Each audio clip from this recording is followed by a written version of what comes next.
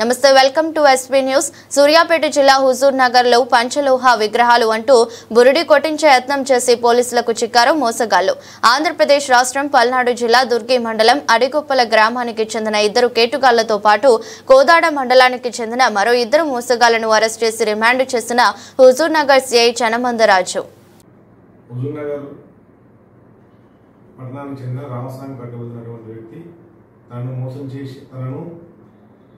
పంచలోహ విగ్రహం అని చెప్పి తెలివిగా నుంచి మోసం చేసిన వారిపైన తను ఫిర్యాదు చేయడం జరిగింది పోలీస్ స్టేషన్లో.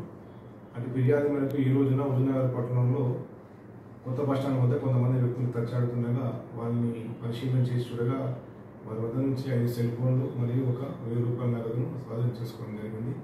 వారిని విచారణ చేయగా వాళ్ళు నిన్నటి రోజున రామస్వామిపేట ఉన్నటువంటి వ్యక్తి వద్దకు వచ్చి వారి దగ్గర ఉన్నటువంటి ఇత్తడి విగ్రహాన్ని ఇది పంచలోహ విగ్రహంగా చూపించి వారి దగ్గర నుంచి అధిక మొత్తం డబ్బులు తీసుకుందామని చూసినారు.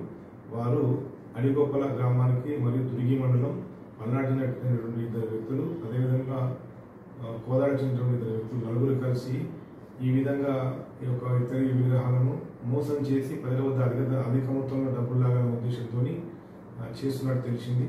కాబట్టి ఈరోజు మనకు పట్టుకోవడంతో వారిని విచారణ చేయగా ఇటు విషయాన్ని ఒప్పుకున్నారు. వారికి సంబంధించి ఈ విగ్రహాన్ని మరియు వీటన్నిటిని కూడా సీజ్ చేసి ఈరోజు వాళ్ళకి రిమాండ్ పంపడం జరుగుతుంది.